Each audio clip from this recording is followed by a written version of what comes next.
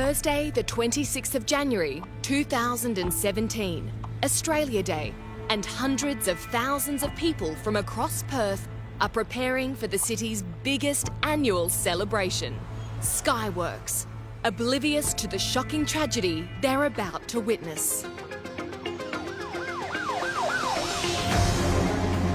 I saw the seaplane do the hard turn. Low and slow, this is bad news. I actually made a comment, I think it's going to crash. It was quite surreal. The viewing public, they were just aghast, they were shocked. In first-hand reports, we break down the days, the hours and the minutes leading to Australia's worst airshow disaster. The water had zero visibility. I yelled out to him, I said, "I found someone, I found someone."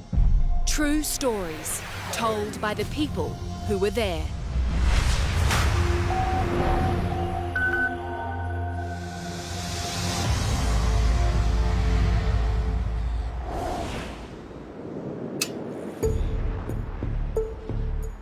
I remember it being my first Australia Day that I was going to be working on the boats for at Water Police. The day started like any normal day. We went patrolled in the vessel down towards the Barrack Street and Swan River and got a coffee like we normally would and to start our shift. We travelled up from Albany that morning and booked into a motel probably about 5 blocks from the river. So traditionally we have a morning breakfast with my family, probably the last 8 or 9 Australia Days, and then head back home, get ready, put on the uniform and head to work as per normal.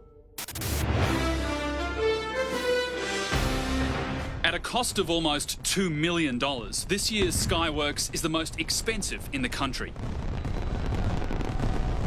Close to 300,000 people are expected to line the riverbanks and Kings Park to watch the show. It's the biggest celebration of Australia Day in the nation. My name is Chris Mather and I'm the Director of Waterway Safety Management with the Department of Transport Maritime. For us in Maritime, it's actually our biggest event of the year. Australia Day, as far as the Perth calendar is concerned, is a really, really massive day anyway, but the Skyworks is a major event for the whole of WA. My brother had moved into an apartment overlooking the river. A balcony view was magnificent and he'd been there for a couple of years, but I had never previously been invited to watch the Skyworks from his balcony. A major drawcard and crowd favourite has always been the spectacular airshow held hours before the planned fireworks. My name is Werner Boerman and I'm the display coordinator of Australia Day Airshow. I guess the airplanes got involved about 25 years ago. We did a few flybys in vintage airplanes, just fly over the city, and the response was just very good. You know, people really enjoyed it, and it gives you great pleasure to be able to fly together with other aviators and make a good day out of it.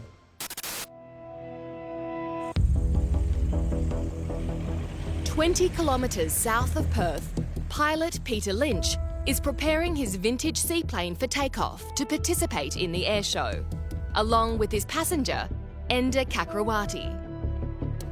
Peter's a mining executive and a passionate aviator. His pride and joy is his Grumman G73 Mallard, which is one of only 3 in Australia.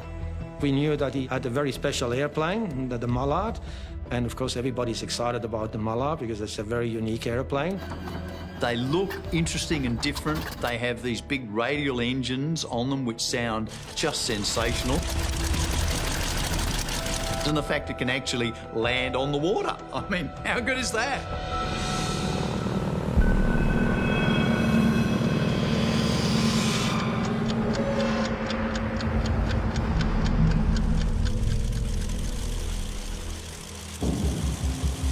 In the US in 2012, Peter purchased the 1948 Grumman Mallard. So long, November 611 DS. Happy trails. The American seaplane was designed to carry 10 passengers and 2 pilots. With his family on board, Peter flew the Mallard back to Evans Head on the New South Wales north coast.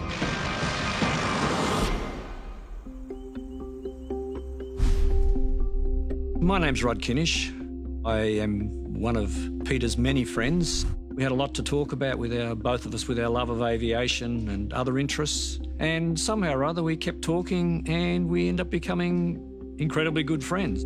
So Peter and I spoke probably twice, 3 times a week. You would never know he was a multimillionaire, principally because he never spoke about it. He would use his money to help others, like setting up and building this Heritage Aviation Museum here.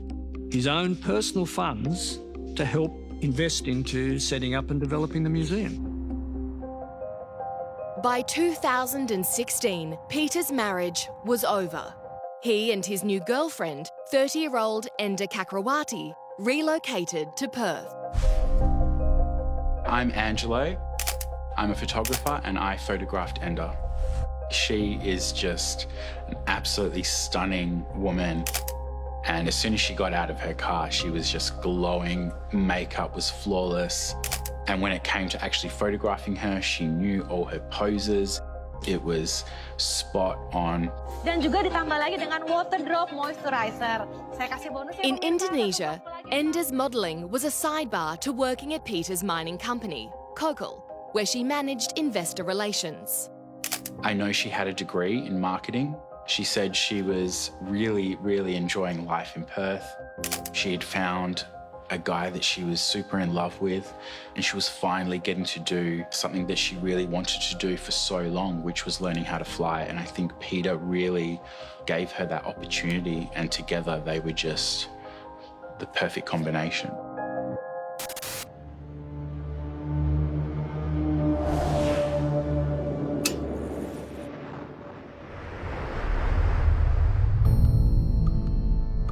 One hour before the Perth Air Show, water police are preparing to patrol the exclusion zones along the Swan River.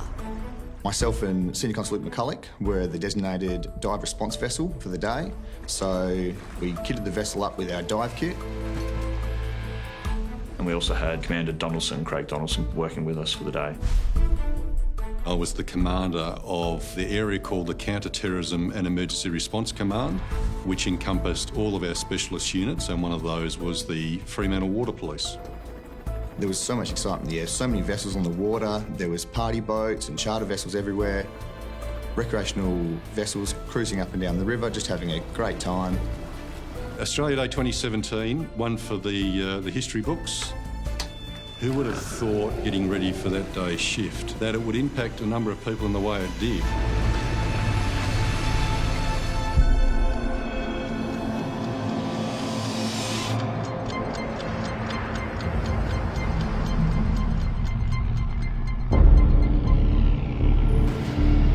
Accidents at air shows are rare. Watch this, Jane Wicker, sitting on top of the world. But when they happen, they can have deadly consequences.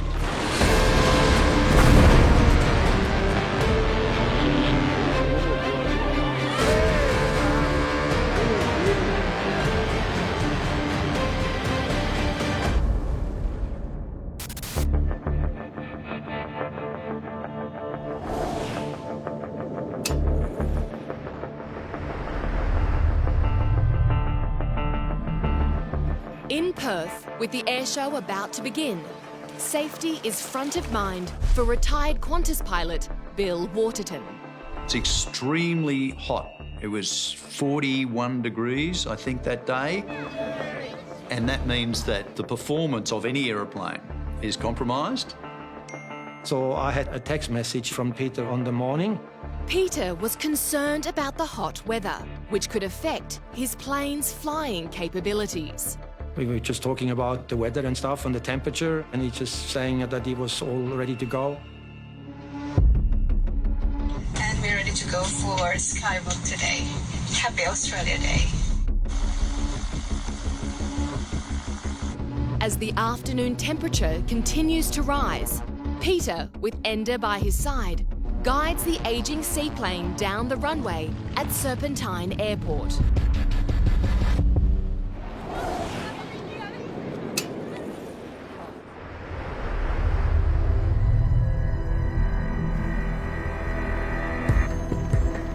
So the airshow started about 3 o'clock with helicopters flying over with big flags, etc., and that was standard for an Australia Day event.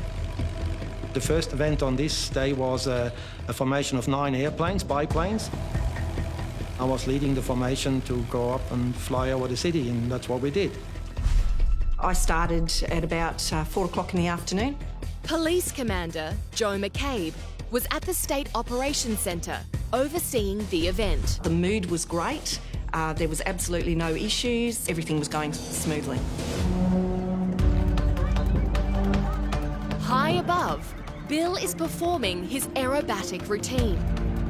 Weather conditions are really important, and the 41 degrees made a really big difference. As it gets hot, the molecules of air separate, and so you've got less lift, and also you've got less oxygen in the engine, so you're producing less power. So less lift and less power makes it very, very challenging. As a veteran pilot, Bill knows the dangers of a scorching temperature on his plane, so he ends his program early. You keep an eye on the oil temperature, and the last couple of manoeuvres required a lot of power, and the aeroplane was going to be slow, and so the oil temperature was getting up above what the limit was, so I cut those manoeuvres out.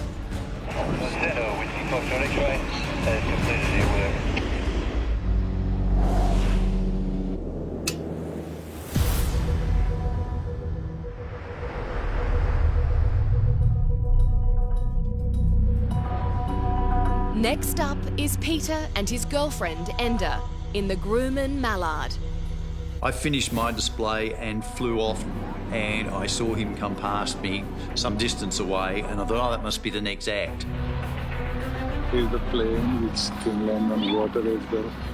The big Mallard, the larger of the seaplanes, was quite loud and actually took everyone's attention, including ours, when we saw it fly and come in for its first pass. The Mallard came in and then did a nice lap along the South Perth foreshore, and yeah, beautiful plane. I was aware, due to my involvement of a number of the approvals and planning, that there was meant to be 2 passes for the amphibious aircraft. I was on the boat with one of the other officers, Hayley. We were just sitting there having a bit of a chat, listening to the radio, watching what was going on. Low and slow, this is bad news. You can be high and slow, or you can be low and fast, but you can't be low and slow. Hayley looked over my shoulder and she said, "That plane's going to crash." I actually made a comment, I think it's going to crash. I remember saying that.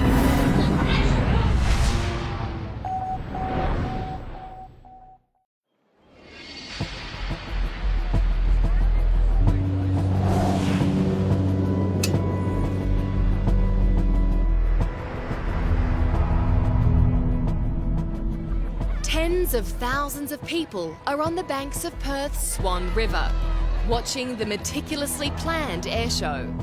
It's been going for 2 hours, and 20 aircraft have already taken to the sky. So I had a camera with my 300mm lens on it. I was just enjoying it, focusing on getting some images. On board the 1948 G-73 Grumman Mallard, pilot Peter Lynch and his girlfriend, Enda Kakrawati, have successfully completed 2 planned flybys over the Swan River. Taking part in an air display places extra demands on a pilot. It's far more risky than standard flying. Peter Lynch was an experienced pilot. He'd clocked up over 600 hours of flying, with almost a third of those in his vintage seaplane. I then heard a change in engine noise and it was getting louder. And I looked back around and saw the Mallard come around looking like it was going to attempt the 3rd pass. I knew that wasn't part of the plan. but I also knew that there was very careful controls in place. Moments earlier, Peter had requested and received approval to conduct a third pass. I can hear a plane above my head in the sky. And at that point in time, the tone changed quite dramatically. Lillian O was watching from her brother's balcony. Her brother-in-law was filming. And I just thought, well, there's a plane. And I noticed that it was dropping, but then it kept dropping and going down quite fast. I actually made a comment that I think it's going to crash.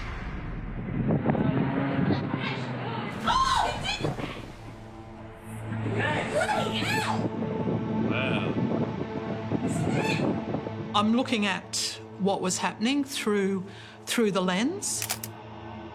Then something happened. It banked, but then it seemed to dive down.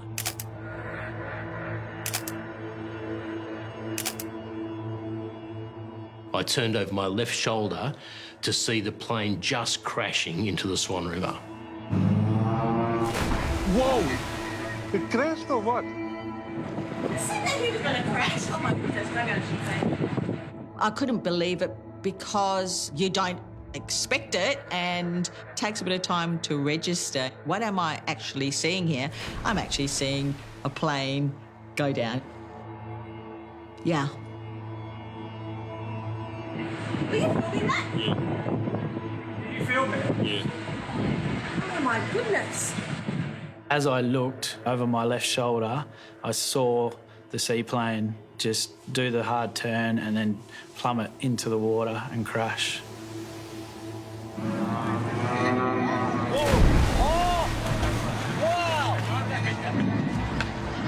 just crashed in the water. The plane just crashed. I remember out of the corner of my eye seeing a large splash. I spun around and looked out over my shoulder and said, oh my God, the plane's gone down. And I'm watching this plane and taking photos of it diving into the water.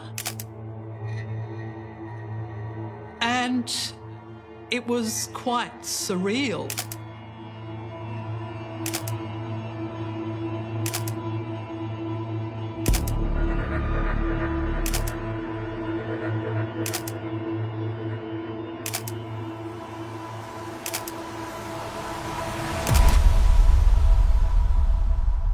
It was just a state of shock. It was just like, whoa, what happened, you know? And I think it took a couple of seconds to realise that that plane had just crashed and we need to get there and try and help if we can. Maritime officers Brad and Chris are on board different vessels. At that point, there was radio saying the plane's gone down. Marine Command instructed all patrol vessels other than one to head to the crash sites. Look, the boat's coming out. Perth water is actually very shallow and we can't just take a patrol vessel across the middle of it, and where the plane actually went in would be no more than a metre deep. A woman came up and said, "Our plane has just crashed in the river." And I looked at the commander and looked back at the security officer and I said, "Pardon?" You got to be shitting me. Brody sort of turns and checked that I was with them because I had the keys for the boat. So I'm thinking, we've just been told by someone a plane has crashed. I'm certainly thinking this can't be right because that just doesn't happen. As we were running back towards the vessel, I remember seeing a Department of Transport vessel just going full noise towards what I could see would look like a tail of a plane sticking out of the water. So we went at full speed with the lights and sirens activated to try and obviously assist if we could. At this stage, emergency services have no idea how many people are trapped on board the plane. About a week before, I read an article about a seaplane that was going to start operating between the Swan River and the Swan Valley wine regions, and it was going to be a charter plane that was going to transport up to 12 passengers at a time. So in my mind, when we're travelling towards the actual plane crash, I was under the impression that we were going to a plane that had 10 passengers in the back and a pilot and co-pilot. The only part I could see was the plane tail. I couldn't see anything else. I couldn't tell anything else. It was just in pieces. As a police diver, it's not very often you actually get the ability to actually save life. In the cockpit or something, there could definitely be an air pocket, or in the rear fuselage of the plane, there might be an air pocket in there where people are still alive in. I looked back at Brodie and it looked like he was ready to go in. I was definitely a bit worried and stressing out, trying to logistically work out how we were going to deal with this with only 2 divers, myself and Senior Constable McCulloch. And it was at that point that I said to myself, well, he can't go in by himself, because if he goes in by himself, he gets stuck. That would be really, really bad.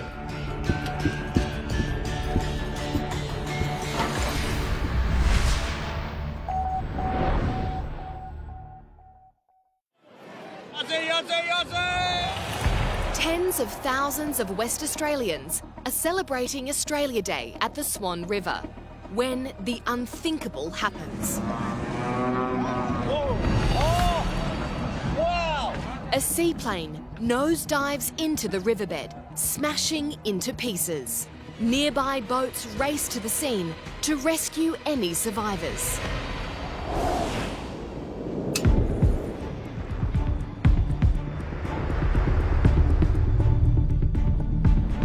First responders don't know how many passengers are on the vintage aircraft.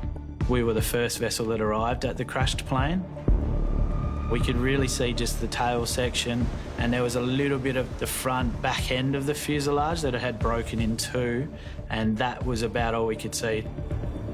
We could smell the avgas, the fumes were quite strong, and I could feel it burning my eyes.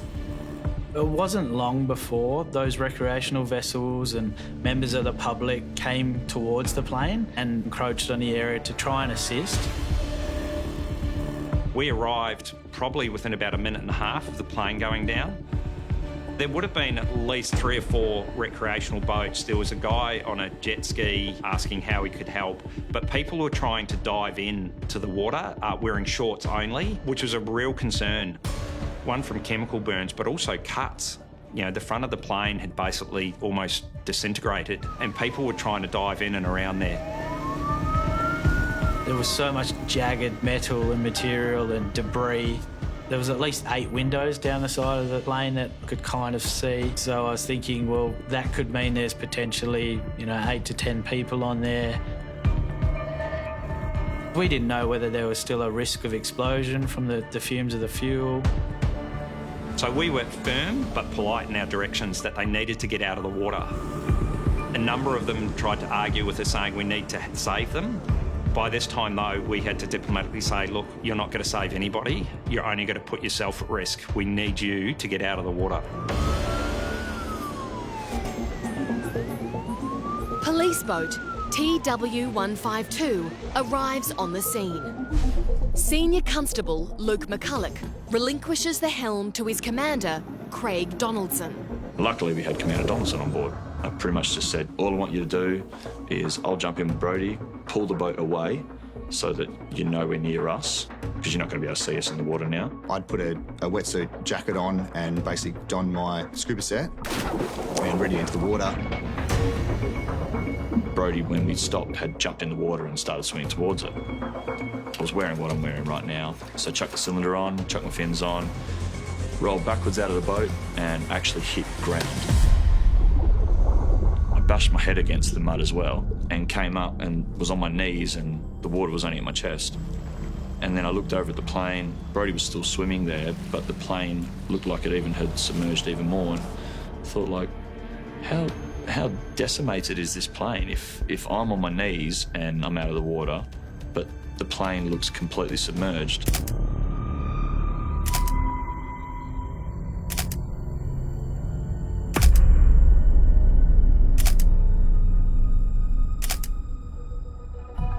We'd normally dive with a team of 4. We have a supervisor on the surface. We have a standby diver that comes in if you get stuck. We have someone holding your line so you're positively attached to the surface at any stage. So for how junior I was as well in the job, I'd only been doing it for 8 or 9 months.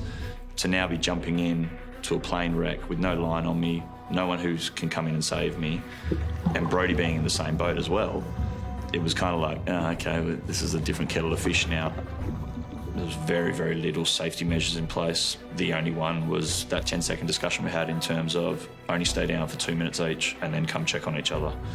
I mean, if something had gone wrong, we don't know where the other one is still. The 2 minutes was purely so that we would still have a lot of time to find the other person. I was still very hopeful that it was a rescue, but it's so hard when you get these high-stress situations where everything's happening so quickly, it's hard to gauge how long it's actually been. And I know that from my previous experience that it's about 10 minutes is how long the maximum time someone can survive for without air.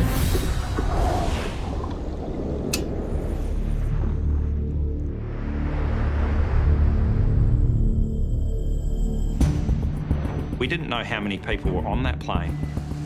I do recall on the radios we were trying to ascertain the exact numbers. We had no idea what type of aircraft it was, what the configuration was. There was no information whatsoever. Brodie had already gone around to the rear of the plane, or what looked like the back of the plane. When I looked into the rear of the aircraft, I could see that there weren't 10 passengers in the back like I'd initially dreaded. I couldn't see the actual rear of the cockpit, but I tried to swim in there and look, but I couldn't actually feel any doors or any access into the actual cockpit itself. I remember feeling a sheet of metal at that stage, and it was movable, so I was able to shift it off to the side.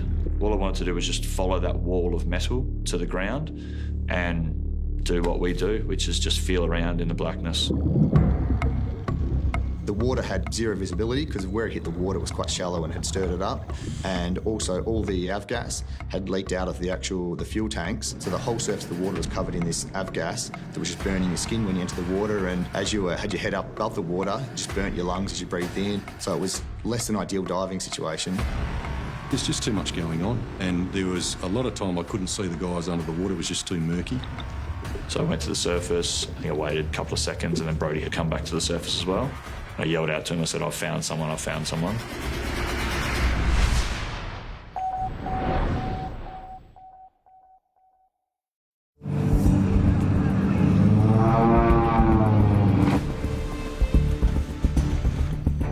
The Perth Australia Day Airshow has ended in disaster as Peter Lynch's plane nosedived into shallow water.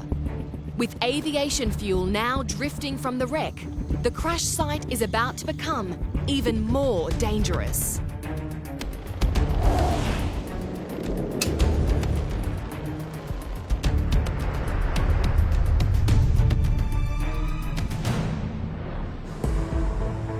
I was probably some 150 metres or thereabouts from the site, so I couldn't see exactly what was happening, but I could see the police boats.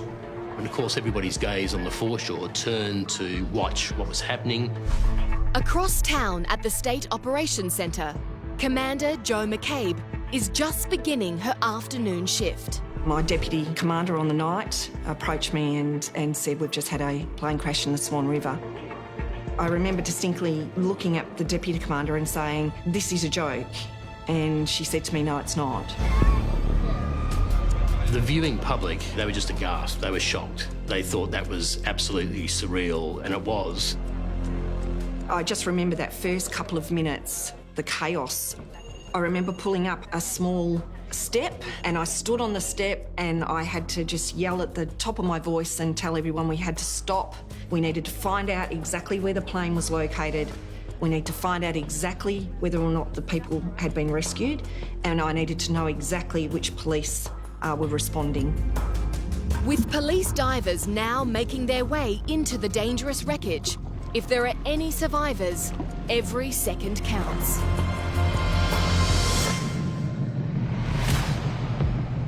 I couldn't ascertain whether it had been 4 or 5 minutes or it had been 10 minutes. We were still working as quickly as we could to try and get in there and hopefully rescue someone before it was too late.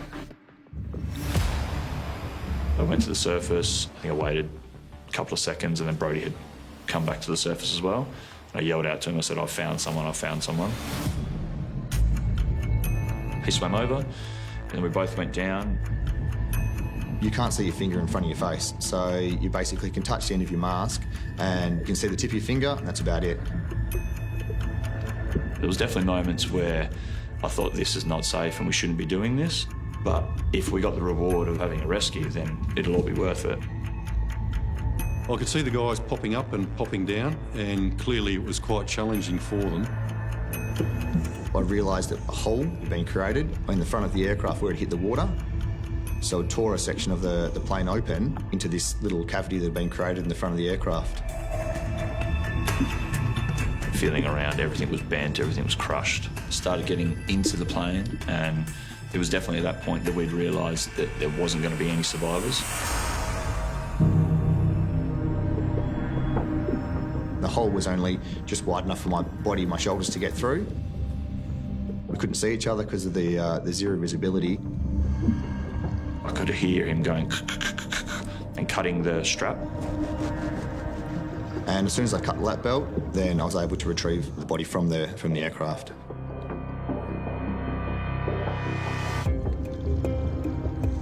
He put his knife back in his sheath in his leg, and then he had someone with him, so we surfaced together at that stage.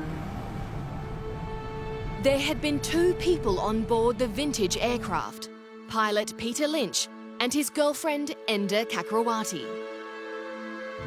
So we both went down, and I felt a hand on my shoulder, a small squeeze, which is sort of our signal to say, everything okay? I grabbed his hand and squeezed it as well, and felt that the person was strapped in with a seatbelt. So I got my knife out that time, cut the seatbelt, got to the surface, dealt with that victim, and then checked again. Definitely no more people on board. I felt like there was potential to save someone, to save a life that day, but it wasn't till after the incident when we retrieved the second person from the aircraft that it was quite obvious that there was no chance of survival that day.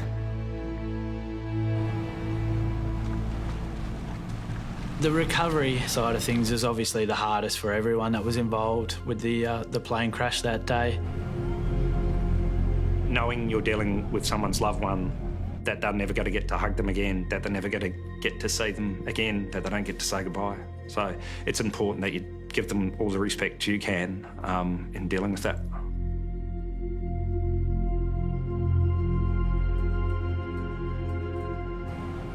We then had to actually take those bodies back and transfer the bodies over to police. It was sad for my whole team because we were really, really hoping that this was going to end up well. My role then had to switch into what happens now with Skyworks. The accident has thrown the Australia Day celebrations into chaos. Tragically, 2 people have lost their lives in front of a large group of airshow spectators. The situation is about to get more complicated as the large crowds continue arriving in the city for the nighttime fireworks display. My mind turned to what next? We've got a large number, thousands and thousands, who are planning to come in to see this event. So the big decision on the night was, do we cancel this event or do we go ahead?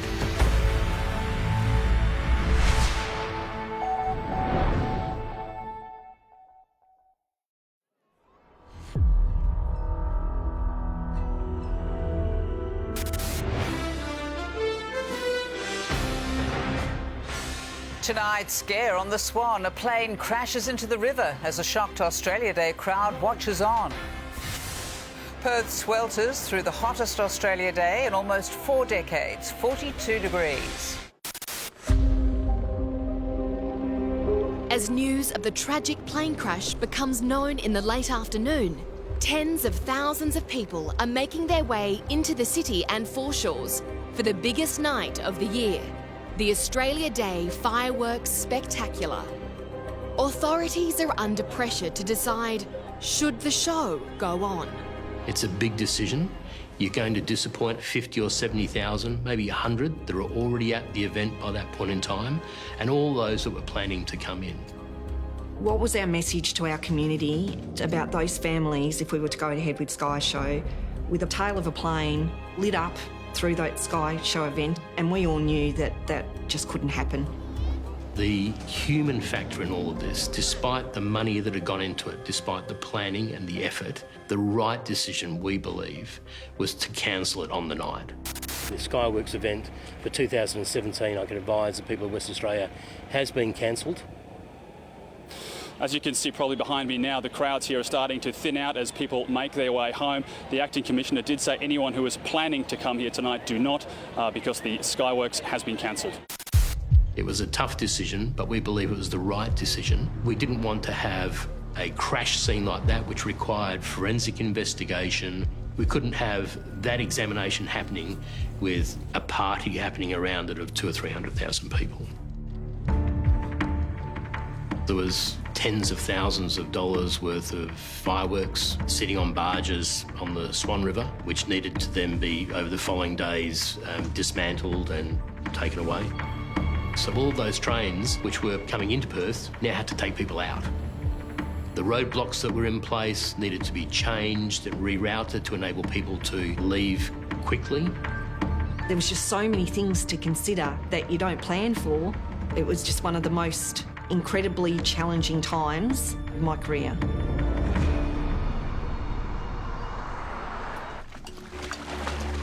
We got out, got onto the boat, started hosing ourselves off, and Brody and I just sort of went like, did that just happen, mate? Like,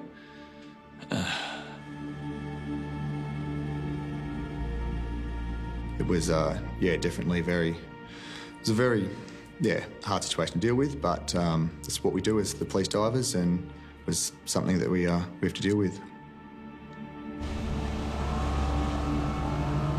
we had to go around and explain to everyone that the Sky Show was cancelled. While we're driving around, I remember speaking to numerous other punters and recreational skippers of vessels, and they kept asking why the fireworks not happening tonight. And we were dumbfounded because you look into the water and you could see this slick of aircraft fuel all over the surface of the water, and no one could realise that if they set off the fireworks, obviously there's a massive chance of that catching fire.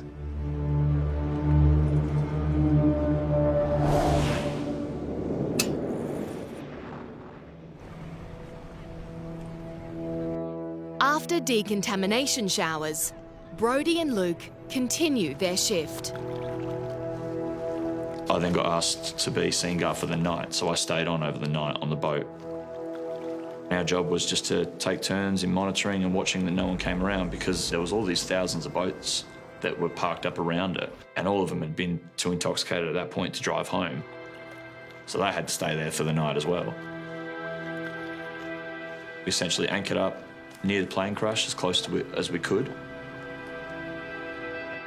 Yeah, it was a strange feeling. I definitely didn't sleep that night, that was for sure.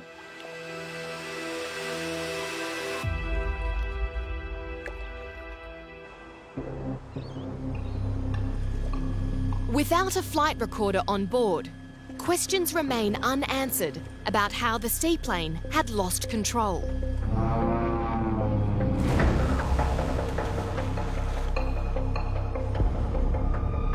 It would be nice to be a fly in the cockpit of that airplane to really know exactly what happened, you know, because you never really know 100% if you're not in the airplane.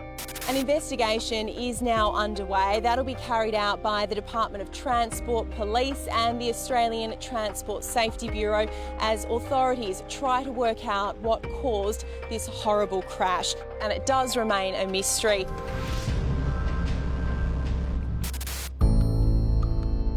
Experienced pilot Bill Waterden is still haunted by what could have been Peter's last moments alive.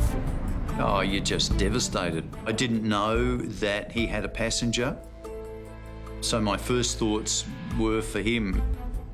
And it's an appalling time in any situation where you know, I'm going to die. You know, there's some seconds knowing that you are never going to recover from this. And so I felt so sorry for him, know that he had to go through those few seconds. And of course, I didn't know anything about his passenger, which makes it worse. And I'm just devastated. It will take investigators almost 2 years to publish the report on exactly what happened that day on the Swan River.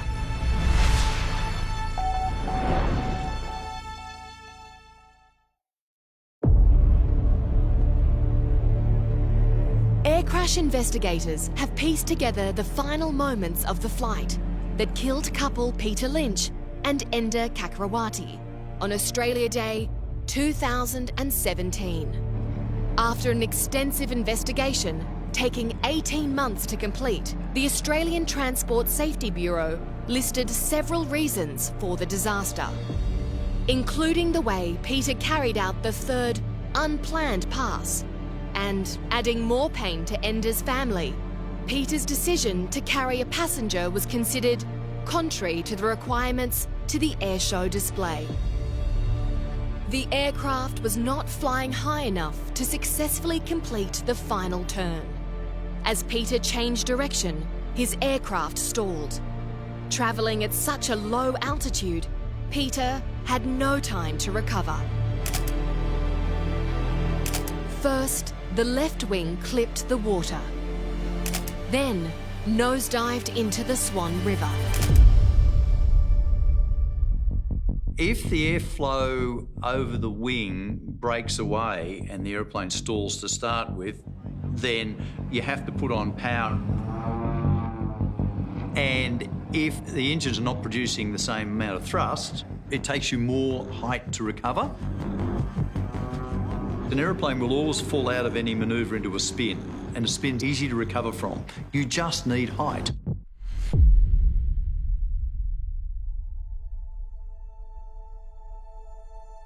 In those final moments, Peter's actions may have prevented more lives from being lost. The way the airplane was coming to grief, that's the area where we don't have any spectators. That was good. There was nobody on the ground or on the water got harmed. Maybe he manoeuvred the airplane a little bit more so he wouldn't endanger anybody on the ground. And I believe Peter, for him, that would have been very important.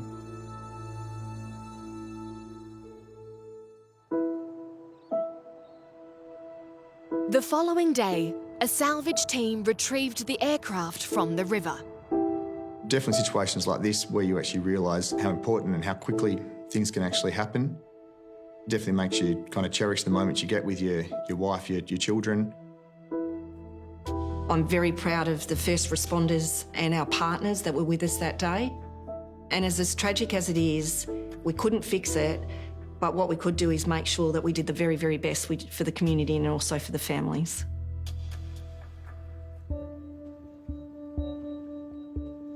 I miss Peter. Can't say one thing about him, his character.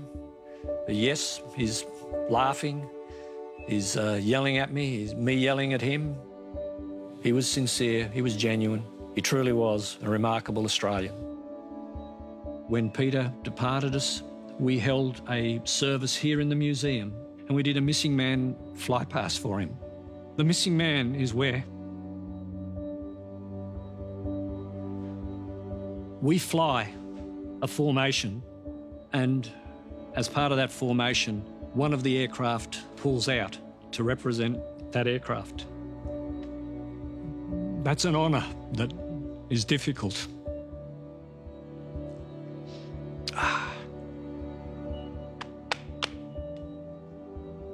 Sorry.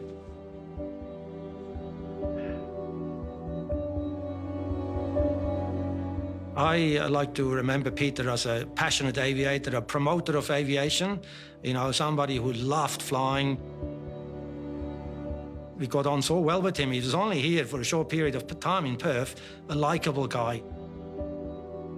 And Edna being such supportive and having that passion for aviation as well, and seeing them together in the cockpit, that gave me a lot of buzz. You know, it doesn't happen very often, and that was very unique. And that's how we remember them.